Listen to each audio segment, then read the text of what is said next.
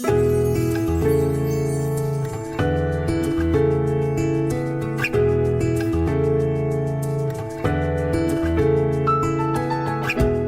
to the Topic of the Month with Kim Wardlow, an AINC original podcast. It's not easy being blind or going through vision loss, but we'll help you navigate these waters. Press on. Push forward. You've got this. Hello and welcome to the Topic of the Month. This program is brought to you by the Audio Information Network of Colorado. I'm your host, Kim Wardlow, and I am the Executive Director at AINC. Our topic this month has been awareness and education. This week, as we close in on Thanksgiving Day and the holiday season, our topic is disability around the holidays and dealing with our extended family. So sometimes these family dinners and dealing with extended family can be interesting, just in general, whether or not you have a disability. But this week we're going to talk a little bit, what if this is the first time you've had to interact with all your family members since you've lost vision or you've been diagnosed with something that's going to cause you to lose vision. And don't forget, Colorado Gives Day. It's coming up December 6th. You can schedule your donations early so you don't have to remember that date. And we'll be back shortly and talk to Penn. This is Topic of the Month with Kim Wardlow. If you enjoy what you hear, please visit AIN Colorado for more shows, news, and articles read by our amazing staff and volunteers. If you have a question for Kim or would like to recommend a guest for future shows, please visit aincolorado.org/podcast-guest. Thanks for listening and enjoy.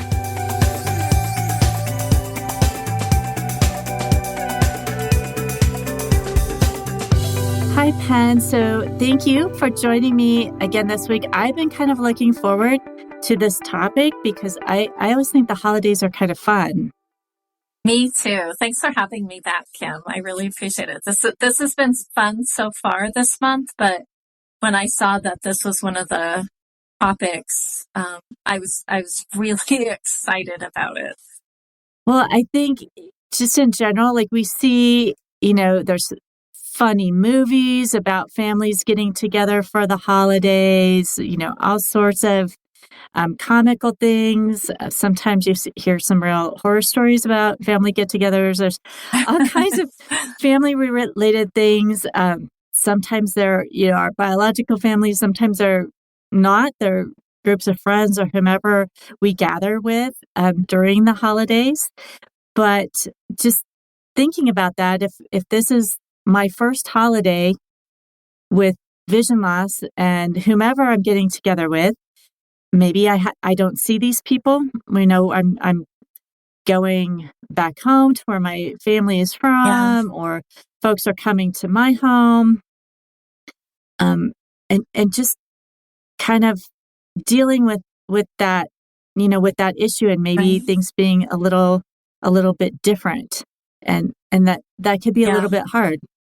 Yeah, and I think it can be hard for everybody because if the people around you have heard and they know that, you're losing your vision or you've lost your vision, a lot of them may not know how to treat you different. But yet it might be the opposite. They're like, oh, you can still see, you don't need any help, or, and that can be almost as bad, right? Like some of the stories that I've heard and have experienced myself is I'm a very independent person. So something as like if I didn't cook the meal, I might not know what's even on the menu, right? And they're different families do different things. Our family tended to everything got put on the table and then you just started passing, and and you would, they'd pass you the big bowl of stuffing and you put some on your plate and then you pass it to the next person. And sometimes that's ideal because that means the food's going to be right, like really close to you, right? Like, because you can probably smell it. And if you have enough residual vision, you might be even able to say what it is. So that, and then you are putting it on your plate. So you know where it is on your plate. Right. But sometimes I've been to Thanksgiving where it's like a buffet, they put it out on the counters, and that's hard because you can't really fake it as easy there, or else you're going to end up with dark meat when you like white meat whatever. Whatever, or your aunt's weird Jello thing when you don't like it. But so it kind of depends, but I really think that the best policy is to be honest, like, hey, I can't see, even if they're passing it in front of you, the person sitting next, just lean over and say, hey, can you tell me what you're passing me? You can do little things like that will relieve the stress. But I've also heard stories that somebody who is totally blind, somebody will just bring them a plate of food. Right. And might have something they don't even like, or maybe they're even allergic to or something. Exactly. And that person, I would like to believe is thinks they're doing something really nice, like, well, Penn can't see, so I'm going to make her plate for her. But that actually, it's not okay. At least with me, it's not okay. But it is okay for you to come up and ask me, Penn, I know you can't see. Would you like me to get you a plate?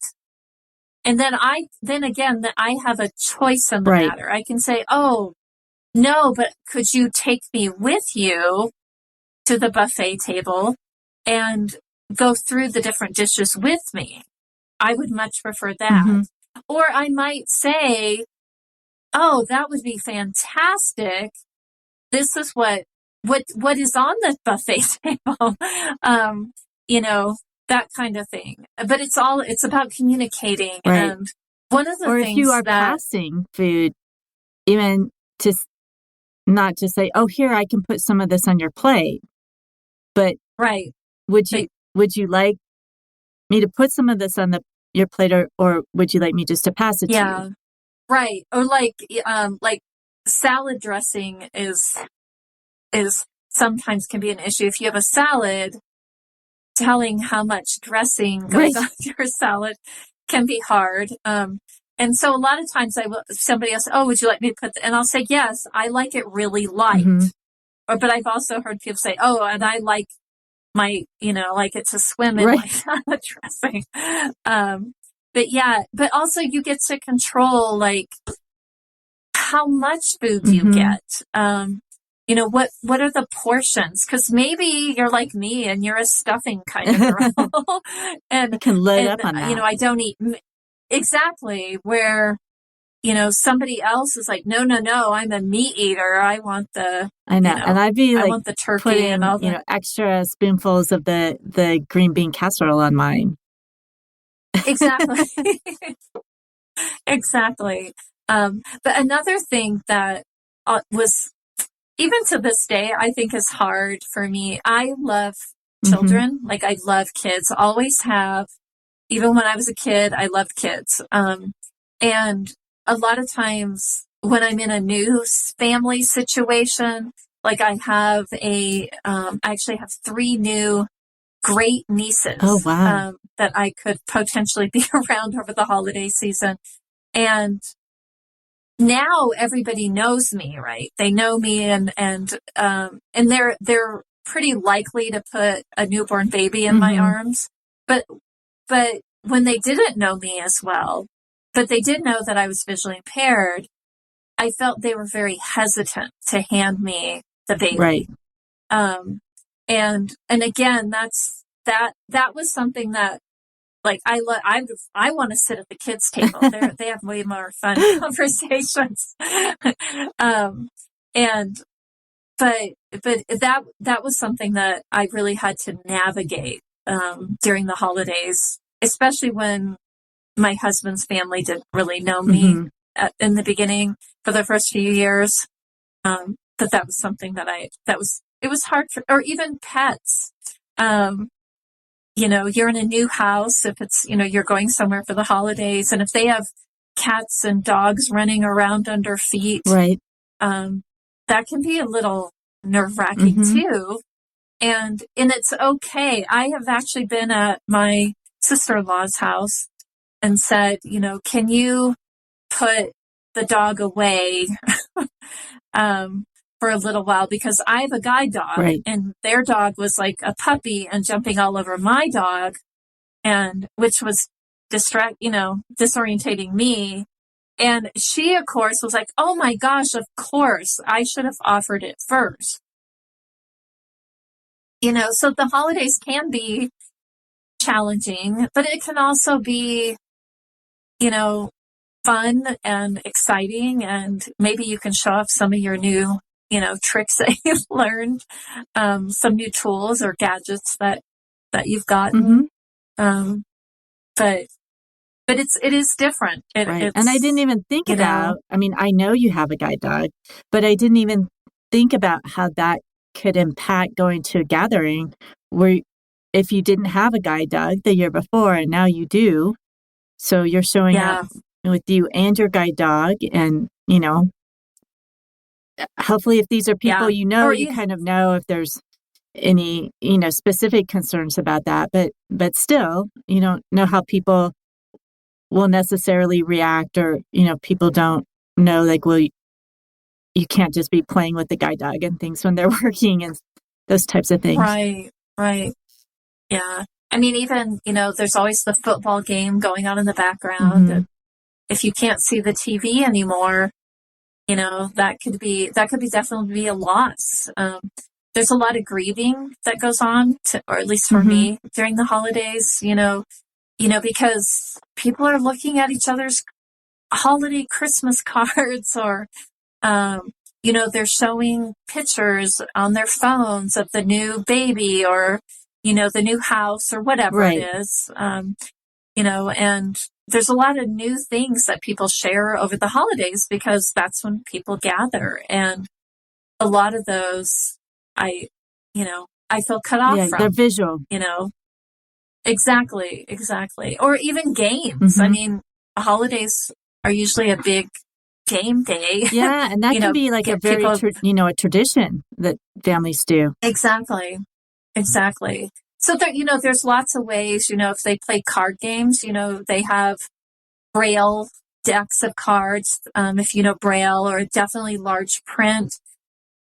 So if you kind of put together maybe a little toolkit of your own before going over, that might be helpful. But also I can get overwhelmed too with so many people, and just there's a lot of chatter and a lot of noises, and it's a good thing I do have a guide dog because I use him as a crutch a lot of time. But I'll be like, oh, I need to take, Beethoven out for a little walk. And usually the kids are can I go with you? And that's nice because they're trying to get out of the house too. And, but to take time for yourself, and, it's okay to go find a quiet spot, to just kind of take a deep breath, and because it can, especially those first few holidays, your loved ones are trying to navigate your vision loss, and they don't want to say the wrong thing or hurt your feelings, but yet sometimes when they pull back too much and they're not treating you like they've always treated you, that can hurt. And you're learning too, right. You're trying to navigate. And they may be even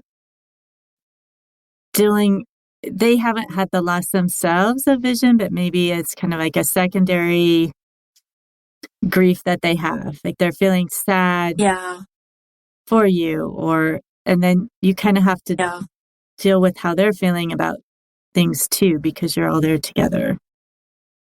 Exactly. Especially, children with parents that are losing their vision, Mm-hmm. or parents with their children losing their vision. It's, there can be a lot of grief around the holidays, that time of year, and it's normal. Just make sure you're taking care of yourself, and talking to professionals, and keeping that contact with the people that are in the same boat as you, Right. Because they're probably going through the same thing as you. And maybe to a certain extent, doing a little bit of preparation. Like I have talked to individuals where, like, yeah, I got together for the holidays with my kids, and now normally I would cook, but now they think I can't do anything, and they think I need to leave my home, in fact, and move into an assisted living, and I don't want to do that. So I think, right. if you know some of those things ahead, like maybe you don't, and it'll be a not so nice surprise if there's some of those attitudes. But if you know that in advance, to be able to kind of prep and say, well, okay, we can have it at your house, but I would still like to bring something. I can bring this, or just to be prepared for the conversation. If you feel like your family members have strong opinions about what they think you should do that, you don't want to do, so that, you can be calm about that. Yeah. I mean, it's still your life. And if I think it's also okay if it's your first or your second holiday and you're the one who usually hosts it, it's okay to ask your friends and family members to bring dishes. Even if you still host, you don't have to have the pressure of making everything. Even if you've learned, even if you've done some training and you are cooking for yourself, it doesn't mean you have to do everything the same as you did before. Exactly. You can start new traditions, Never, ever too late to start a new tradition. Well, all of those are really, really great tips, Penn. Is there anything else that you can think of as we move into the holidays that you would tell folks? Just, it's okay to ask for help. It's okay to ask for help. Like, I love sending out Christmas cards, which people think that's weird because I can't see very well. But, I'm lucky. My husband is a professional photographer, and, but I love sending out cards. I love receiving cards. And what we did is we started a tradition of, when we get the Christmas cards, we actually put them under the Christmas tree. Oh. And then on Christmas morning, sometimes Christmas Eve night, depending on what's going on, I open up the card and I have my magnifier and everything. And I'll get to see what I can see, but then my husband reads them all out loud, and it can take quite a while, but it's a new tradition that we started, because I really like getting the cards, because usually you're hearing from people the one and only time throughout the year. And, but you can find new ways of doing things. So like with our Christmas cards now, because I can't really see to handwrite as good as I used to. My husband will agree upon what he's going to say, and then I can still sign it. And for those very special people, I'll even Braille. I'll put in a little Braille alphabet, especially if they've got kids. Oh yeah, I'll put in a Braille alphabet. Kids would like that. Yeah, yeah. And I put in, I usually keep it pretty short. But I love doing that. But even shopping, for Christmas, shopping around the holidays can be hard, because it's hard, like walking into a store and like, oh, I wonder what my daughter would like, because you can't see. So we just changed a little bit how we did it. So for the grandkids, they actually send me a list with a hot link to the exact thing, usually on Amazon, not always on Amazon. Or they'll send me something specific, like this size, this color, and cozy pajamas. They kind of narrow it down a little bit. And that way I can still go to, the mall, and I can go to the kids section, and, so I still get to feel like I'm a part of it, and it takes away that stress of it. Or I go with friends, my husband does not like to shop whatsoever, but mine either. and I actually have a couple of visually impaired friends, and then we have a mutual friend who loves to go shopping.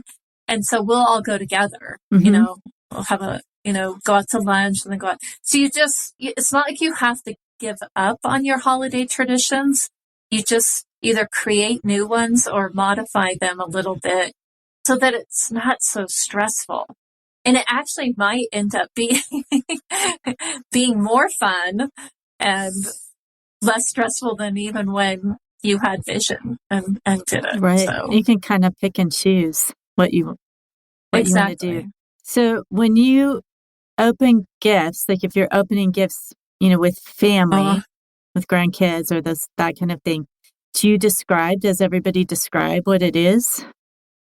Yeah, yes. But even after, everybody knowing me for over 30 years, it never fails. Like, cause they open it and everybody's like, oh, and I every time I have to say, okay, bring it over here and describe. And the grandchildren are good about it. Like they'll get up and they'll bring it straight over to me to show it to me. But the adults, like after decades, you still have to remind them that you don't know what it is. Remind them. But also when I open most gifts, it's not totally apparent what it is. I mean, obviously if it's like a sweater or something. In general, but not the details. Yeah. Yeah, but there are times I've opened up something and I'm like, I have no idea. Oh, no. And it turns into a funny joke, and then somebody will step up and describe it, and I'll be like, oh, okay. Like my husband last year for Christmas, he was so proud of it. He got me, it looked like a rolling pin. Yeah. But where a rolling pin would be smooth in the middle because you're rolling out smooth dough, it had like these they were hard and kind of pokey. Oh. And so when I opened it, I was just like, what? And he goes, oh, and he had to describe that. It's for like after you go skiing and for any type of athletic adventure, but after skiing, you rub it on your legs and it breaks up the acidic muscle pockets in your muscles, so that the next day your legs aren't as sore. Oh, but when I totally opened not it, cooking related. So yeah, no, I thought it was some kind of weird rolling pin. But yeah, so that but I've learned to instead of getting frustrated or upset, I just make a joke out of it, oh, it's a rolling pin, or like even earrings. Sometimes I can't really tell that they're earrings sometimes. And I was like, oh, am I supposed to go fishing with these, or something? But yeah, it's to really embrace your sense of humor and ask for help. And also let others know that you want to help, it's like what you said, Kim, about if the meal is being hosted somewhere, you tell them, I still want to help. I would like to bring this dish, or is there something specific you would like me to bring, because you still want to feel connected and that it's still your holiday too. Yeah. And for the families out there, I acknowledge it's hard when things change, but, talk to us, communicate with us. Don't just take it for granted that you know what's best. Because I can guarantee you it probably isn't. And it also gives some really great opportunity to try new things and have conversations you wouldn't normally have. Like you said, it's a time to start new traditions. And I think we do that in other aspects of our lives. If you have kids and they grow up, they leave, they get married. Yeah. Well, maybe this year they're not with you on Christmas Day. They're with you on Christmas Eve, or, whatever that is. So we make adjustments in other areas of our lives as our lives change. And I think this is just another change in our life, and we can work around that and start either new traditions or just changing things up a little bit. Absolutely. I mean, even like wrapping gifts, I still like to wrap gifts. I'm not very good at it on any level. But it's funny because the grandkids know which presents Nana wrapped. Because they're not perfect, they're not, they don't look like Amazon did it. It looks like Nana did it. And they like that. But in some ways that makes that special, though, because they know that you still wanted to put the effort in to do that. Yes, exactly. Yeah. And even like Christmas cookies, it's always fun to do because no, they're not perfect. The ones I make, I mean, they taste good, but when you go to put decorating. the decorating, I always, do something like make the snowman a one-eyed snowman or, I make them look special.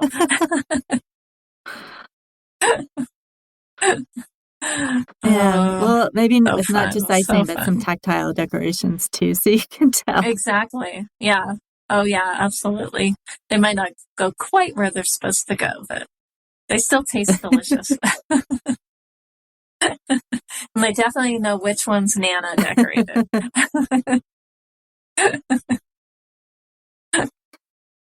Well, Pam, thank you for being with me again today. I hope that you and Moses have a wonderful Thanksgiving. Thank you. And everyone else out there, I hope you all have wonderful Thanksgivings, no matter who you're gathering with. And we hope you join us again this week. This month, there are 5 weeks to the month. So you get a bonus episode this month. And next week, we're going to be talking about, we alluded to it a little bit today, but groups and therapies, support groups, clubs, those types of things next week that you might want to get involved with as well. So please join us again next week. Tune into the podcast. You can always go to www.aincolorado.org and to the topic of the month page and to our podcast in general if you want past months. But if you missed earlier episodes from this month, you can just go to the topic of the month page and those will be there, as well as resources specific to this topic. And you can also contact us through our website and leave any comments or suggestions or questions that you may have. We always like to hear from you. And still a couple more weeks to plug Colorado Gives Day, which is December 6th. And you can log in and make your donations now, even if you would like. So please do that. It's a great way to support the nonprofits, whether it's AINC or other nonprofits that mean a lot to you. It's a great way to show your support. And there's like a bonus fund that gets split between the organizations that participate as well. So please consider that. And we will be back next week.